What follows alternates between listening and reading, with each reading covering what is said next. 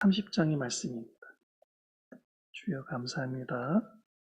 신명기 30장입니다.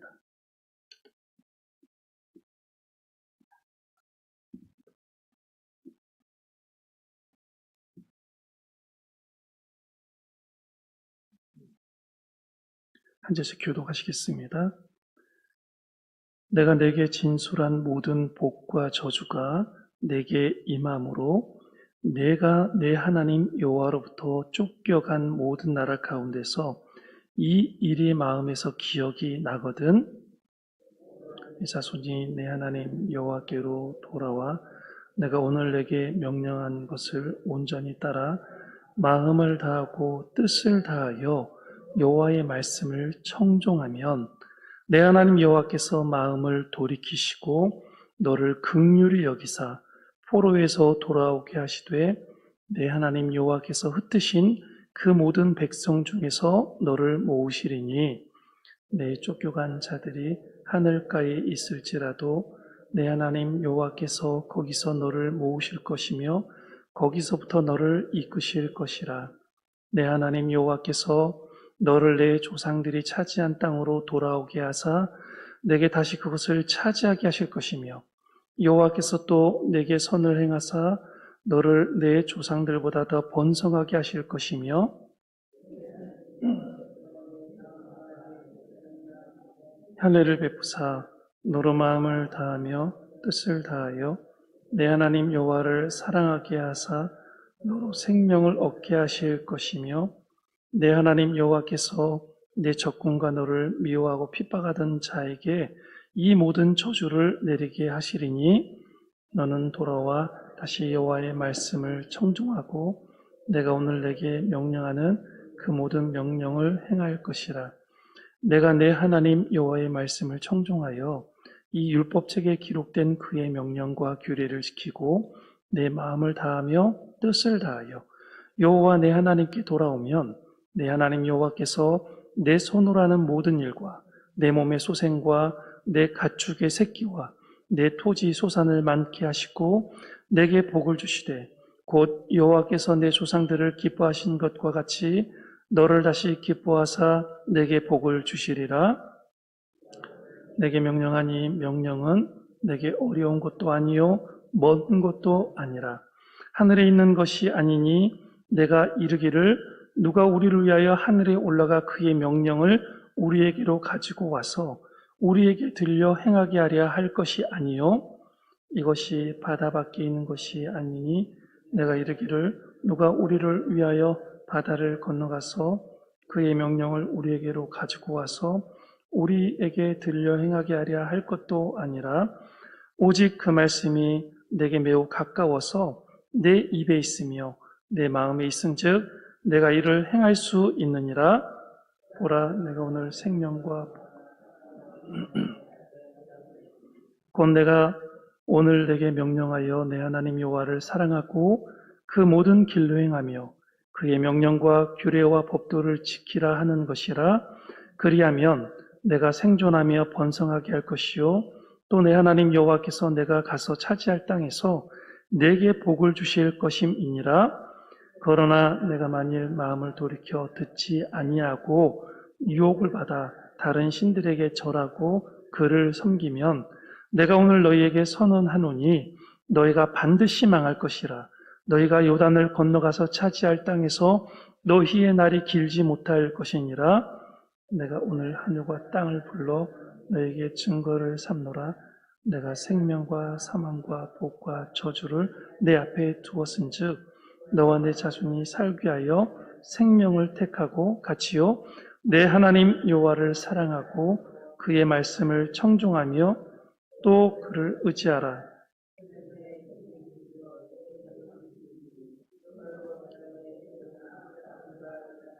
야곱에게 주리라고 맹세하신 땅에 내가 거주하리라. 아멘.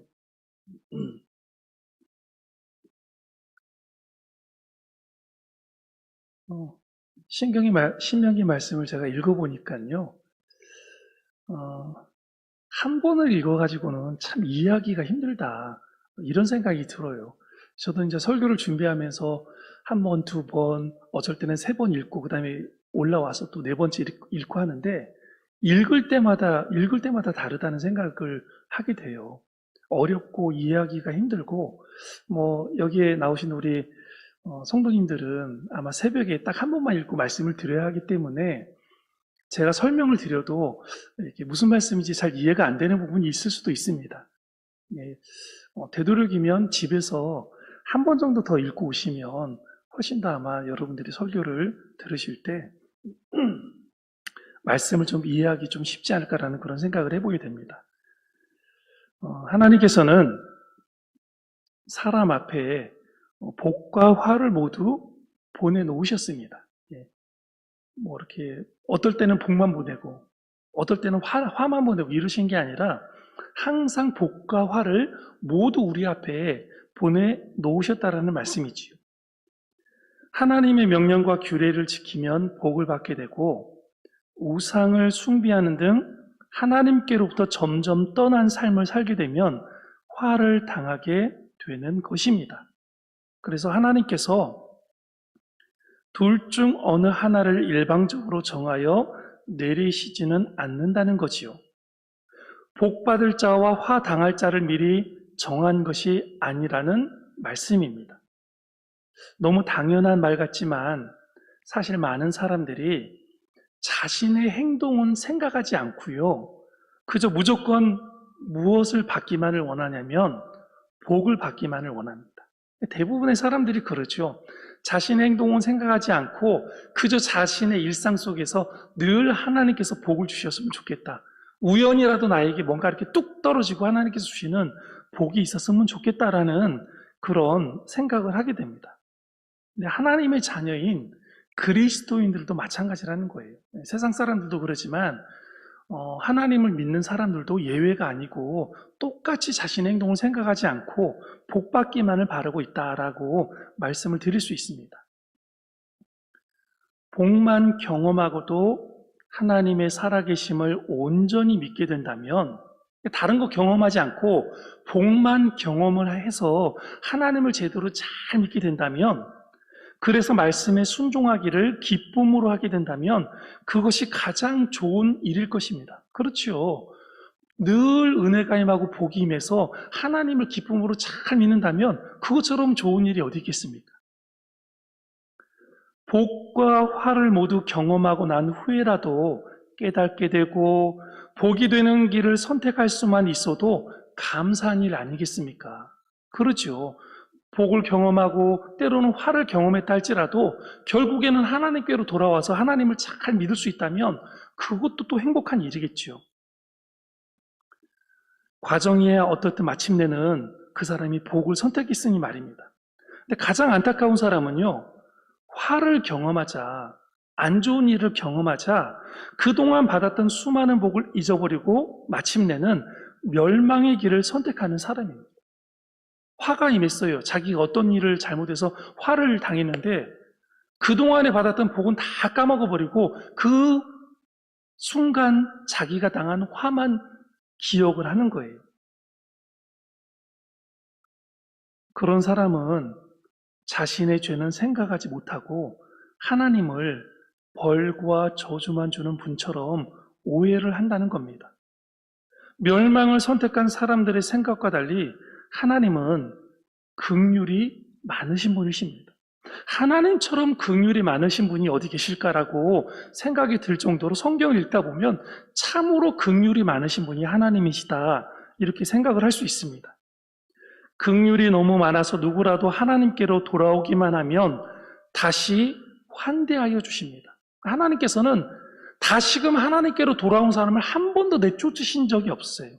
돌아온 사람을 끝까지 환대해 주시고 환영해 주시고 축복해 주시지 돌이켜서 다시 네가 가던 길로 가라라고 말씀하신 적이 없다라는 거예요.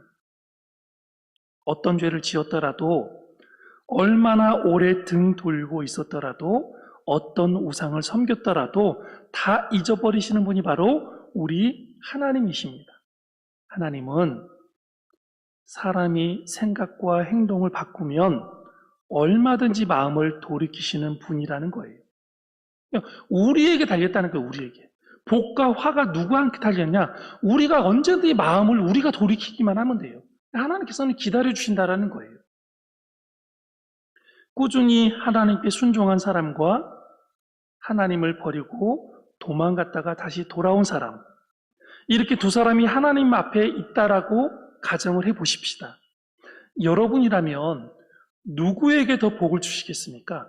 꾸준히 하나님께 순종한 사람, 하나님을 멀리 떠났다가 돌아온 사람, 두 사람이 딱 있어요. 여러분 같으면 누구한테 더 복을 주시겠습니까? 상식적으로 생각을 해보면 꾸준히 한 번도 하나님을 떠나지 않고 여전히 순종하고 하나님을 사랑하고 하나님 앞에 서 있는 그 사람에게 더 복을 주는 게 당연하다고 우리는 생각을 하잖아요. 그렇죠? 당연히 그 사람이 또 복을 더 많이 받아야 되는 것이 마땅한 것처럼 우리는 생각을 할 수 있습니다. 그러나 하나님은 그렇지 않습니다. 장터에 나가 아침부터 오후까지 포도원에서 일할 일꾼을 불러 일한 시간이 다름에도 모두에게 동일한 임금을 주던 포도원 주인처럼 하나님은 둘 모두에게 똑같은 기준을 적용하여 복을 주신다라는 거예요. 좀 억울하긴 하죠. 오래도록 한 번도 하나님을 떠나지 않은 사람이나 막 그냥 하나님을 떠났다가 막 지금 돌아온 사람이나 똑같은 복을 주신다라고 생각한다면 좀 억울한 부분도 있죠. 예. 모세는 백성들에게 오늘 9절 10절에서 뭐라고 말씀을 하고 있냐면 여호와 내 하나님께 돌아오면, 그러니까 내 하나님께 돌아오면, 이게 분명히 지금 떠났던 백성들이에요. 내 하나님께 돌아오면 내 하나님 여호와께서 내 손으로 하는 모든 일과 내 몸의 소생과 내 가축의 새끼와 내 토지 소산을 많게 하시고 내게 복을 주시되 곧 여호와께서 내 조상들을 기뻐하신 것과 같이 너를 다시 기뻐하사 내게 복을 주시리라. 참 이게 하나님께서 네가 다시 등 돌렸다 돌아왔으니까 그 전에 네 조상들이 받았던 복다 조금만 내가 줄 것이다 라고 말씀을 하신 것이 아니라 똑같이 주시겠다는 거예요. 똑같이. 너의 조상들이 예전에 받았던 그 복과 함께 똑같은 복을 내가 너에게 주겠다라고 하나님은 약속을 하셨습니다. 신명기 28장에서 설명했던 복과 똑같은 복을 주시겠다라는 거예요. 우리의 예상과는 달리 하나님은 다시 돌아온 사람들에게 더 마음을 쓰십니다. 그들이 불순종을 반복하게 될까 봐서 그러는 것 같으십니다. 그래서 하나님께서 내리신 특단의 조치가 있습니다. 바로 마음의 할례를 베푸시는 것입니다. 유대인들은 이미 몸의 할례를 받은 상태라 또다시 할례를 받을 수는 없습니다. 그래서 다시 정한 부위가 있는데 바로 사람의 마음입니다. 사람의 마음입니다. 마음의 할례를 받으면 마음을 다하며 뜻을 다하여 하나님 여호와를 사랑하게 됩니다. 물론 이 할례를 받았더라도 스스로 시선을 하나님께로 맞추지 않으면 다시 등 돌리게 되겠지만 긍휼을 베푸사 한번 잡아당겨 주시는 것입니다. 하나님께서. 마음의 할례는 마음판에 새긴 율법과 비슷합니다. 순서를 따지자면 할례가 먼저고 다음으로 율법을 새기는 노력을 해야 합니다. 마음의 할례든 마음판에 새긴 율법이든 모세는 하나님의 율법은 지키기 어려운 것이 아니라고 말씀을 해주고 있습니다. 율법을 어렵게 생각하는 사람은 마치 율법이 하늘 위에 있다라고 생각을 하고요. 혹은 바다 건너 저기 먼 나라에 있다라고 생각을 할 수도 있다라는 거예요. 오늘 말씀해 보니까 하늘 위에 있는 것이 아니고 바다 건너에 있는 것이 아니다라고 지금 우리들에게 얘기를 해주고 있어요. 오늘 말씀 읽어보니까 그래요. 어떤 사람들은 그렇게 생각한다니까. 하나님 율법이 하늘 위에 있어서 누가 가서 그 율법을 가지고 와서 나한테 들려줄까? 저기 바다 건너에 있는데 그 바다 건너에 있는 율법을 누가 건너가서 그 율법을 가져다가 나한테 들려줄까라고 이렇게 생각하는 사람들이 있다라는 거예요. 근데 그렇지 않다라는 거예요. 하나님 율법이. 그렇게 멀리 있지 않다라는 거예요. 너무 멀리 있어서 다 이해하기도 완전히 지키기도 어렵다고 말하고 있다는 거죠. 하지만 율법은 멀리 있지 않습니다. 아주 가까이에 있습니다. 바로 우리의 입에 있고 우리의 마음에 있기 때문입니다. 율법이 아주 가까이에 있다는 것은 율법이 특별한 경우에 특별한 사람이 지킬 법이 아니라 일상 속에서 매 순간 모든 평범한 사람이 지킬 법이라는 뜻이라는 것을 말씀해주고 있습니다. 입술로 말할 때 율법을 지켜야 하고 마음으로 생각할 때 지켜야 하는 것입니다. 입술과 마음으로 율법을 지킨 사람은 당연히 행동도 율법에 어긋남이 없습니다. 그렇게 일상에서 율법을 지키는 것이 복으로 향하는 길 위에 서는 방법입니다. 사도 바울은 복음을 알기 전 이방인들 가운데에도 본성, 사람의 본성에 대해서 사도 바울이 이야기를 했어요. 즉 양심을 따라서 율법에 합당하게 행동하는 자들이 있다라고 사도 바울이 이야기를 했어요. 그러니까 자기가 보니까 복음을 듣지도 않았어요. 하나님의 율법에 대해서 그렇게 잘 알지도 못한데 자기의 양심을 따라서 율법에 어긋남이 없이 너무너무 착하게 사는 사람들도 있다라는 거예요. 그런데 율법을 아는 사람들이, 율법을 들은 사람들이 그렇게 살지 않는 사람들이 많다라는 거예요. 우리의 본성이, 우리의 그 인간의 본성이 실은 우리는 누구의 형상을 닮아서 창조된 사람들이에요? 하나님의 형상을 닮아서 창조된 사람들이잖아요. 그러니까 우리의 본성 안에는 누가 계시냐면, 누가 자리 잡고 계시냐면 하나님의 형상이 자리 잡고 있는 거예요. 그러니까 우리의 본성은 악한 게 아니에요. 항상 하나님을 바라보게 되어 있고 항상 우리가 조금만 우리의 마음을 다스리면 율법에 벗어남이 없이 우리 스스로도 우리를 잘 다스릴 수 있다라는 거예요. 그러니 율법을 마음에 새긴 사람은 율법을 지키지 못할 이유가 없다라는 거예요. 마음에 우리가 새기기만 하면, 그러니까 율법을 알지 못하는 사람들도 본성에서 착한 사람들이 율법에 벗어남이 없이 살았는데 율법을 마음에 새긴 사람이 율법을 떠나서 날마다 산다? 그게 맞지 않다라는 거죠. 모세는 당시 이스라엘 백성들만이 아니라 우리에게 묻습니다. 생명과 사망, 복과 화 중에서 무엇을 선택하겠느냐고 오늘 30장에 우리에게 묻고 있어요. 너희가 지금 무엇을 선택하겠느냐? 생명과 사망이 있고 복과 화가 있는데 너희는 과연 무엇을 선택을 하겠느냐?